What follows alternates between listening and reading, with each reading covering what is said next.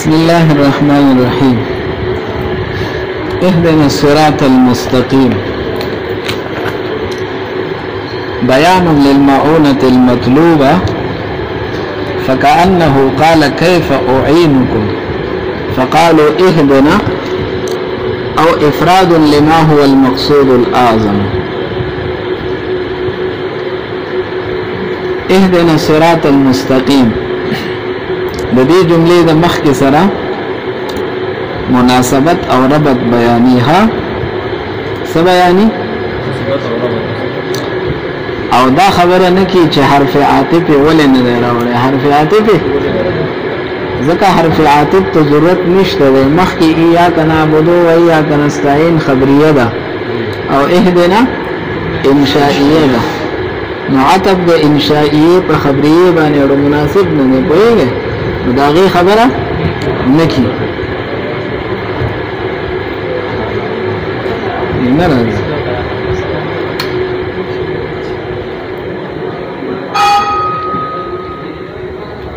بدلته د بیان نه مراد صرف چې کوم دینو ربط بیانې صرف څه بیانې نه بیان للمعونه المطلوبه. اهدنا الصراط المستقيم کی بیان د معونت مطلوبه ده.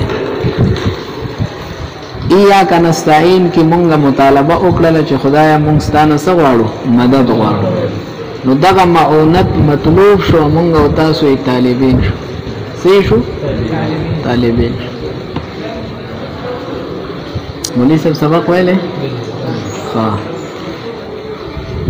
فکأنه قال گویا چې الله تعالی د طرف نه ویلې شو کیف اعینکم زستاسو څنګه مدد وکم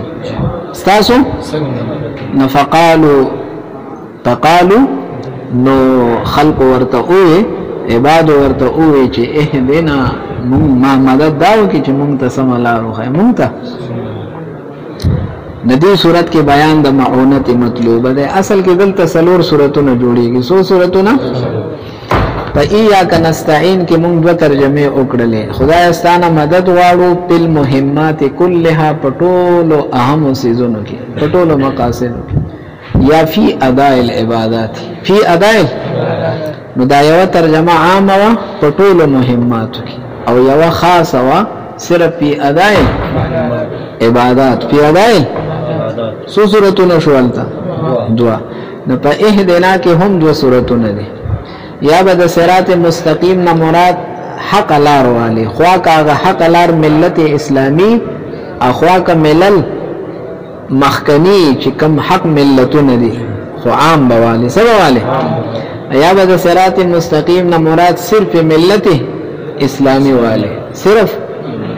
صورتونه شو دو دی خوا شو دوا نماته ګوره. کله ایاک نستعین معنا دا شي چې خدای په ټول مهماتو کې ستانه سغواړو مدد غواړو او د صراط مستقیم معنا مطلق حق لار شي خو کده یو کو تیر ملتونه کدا ملت یو کو تیر ندی صورت کې بیان للمعونه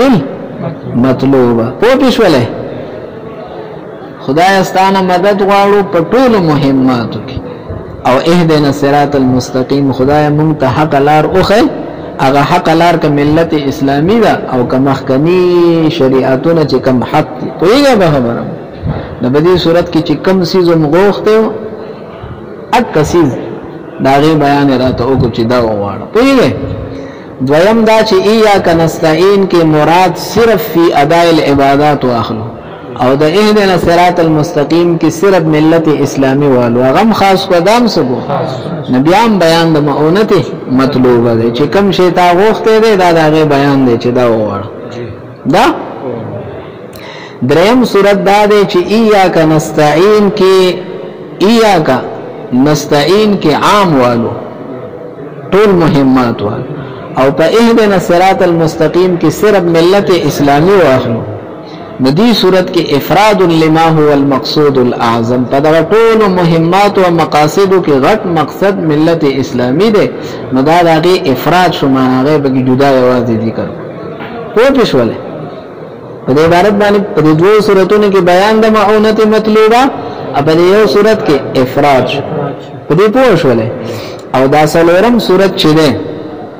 نو دا اسی یو احتمالی صورت ته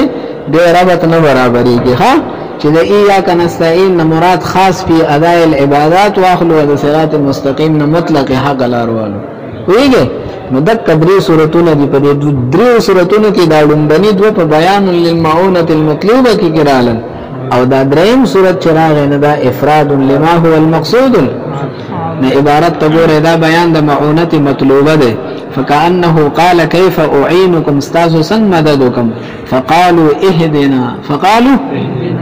دا غدوه سورة الارل او افراد لما هو المقصود الاعظم یا یوازی ذکر کولی یوازی دا اغسیس چه کم مقصود اعظم ده مقصود اعظم ملت اسلامی ده اغیتری نجودا کو دیده پوری پوشوله اهدنا ماخوذ ده هدایتنا دسنا او هدایت ستویلی کیگی نه د هدایت ترجمه درته کی دلالتن بلطف دلالتن ما ته ګوره مشهور ترجمه تاسو کړي دي دوه ترجمه کوي د هدایت یو اراءه الطريق یو او یو ایصال ال المطلوب ها ایصال پویګه به خبره باندې سو ترجمه شولې دوا اراءه الطريق او ایصال دی هغه یوم نرالی نه اراءت رالی او نه ایصال رالی پویګه به خبره باندې ولک اراءت اخله او سن اخله ایصال نه اخله یا ایصال اخله او سن اخله نما ته ګوره یا بداسي کې چې دا هدایت لفظ با د ایصال لپاره ځان نه وضعي او د اراءت لپاره بدان له ویلې نو بیا لفظ مشترک شو بیا لفظ او کنه وضعي د لپاره د سي د اراءت او بل کې اسه استعماليږي یا د دې عکسي نو بیا حقیقت او مجاز حقیقت نو دی وایي چې نه حقیقت او مجاز ټیکتی او نه مشترک ولا خبره صدا صحیح ده آسانه طریقه دا چې د هدایت بداسي او عامه ترجمه کو چې ایصال ال المطلوب به یو فرد شي رات په بل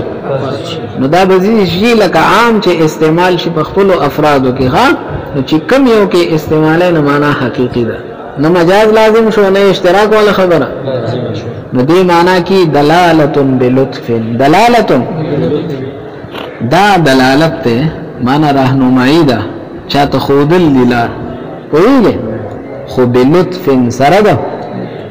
لطفنا سره ده یعنی دا سي دلالت ته دا سي راهنمایي ده چې هغه متلبسي او متعلق د سره د لطف سره لطف څه شی ده دا هغه سیز دی چې الله تعالی په دې بنده کې پیدا کی او دا هغه سیز د وجه نه دا بنده طاعت ته نږدې شي خود به خود وکي دا د الله د طرف نه سي لطف مثلا د مانزه ټیم شو د مانزه او قدرت ممکنه ستاشته ده دا غین علاوه الله تعالی تا کی یو داسې سیس پیدا کی چې ستاره طاعت تړو شي چې او میکړلې او مجبور نه ورته مجبوره نه دیتا خلق وی خدای دې هدایت مونږ ته وکړي هدایت مونږ ته وکړي څه مطلب یعنی داسې حالت مونږ کی پیدا کی چې دا هغه حالت توجه نه مونږ دې طاعت تراغب شو زموږ ترغبت پیدا شي مجبور ورته نو دې ته څه ویل شي پوښ ولې نو ما ته ګوره د دې یو فرد خالص اراءه الطريق ته او بل فرد ایصال ال المطلوب پوښ ولې ولذلك او د دې وجه نه چې لطف د دې په معنا کې معتبر دی نو تستعمل فی الخير دا په څه کې استعمالي هدایت صرف خیر کې استعمالي شر کې نه استعمالي دا به خالص په څه کې استعمالي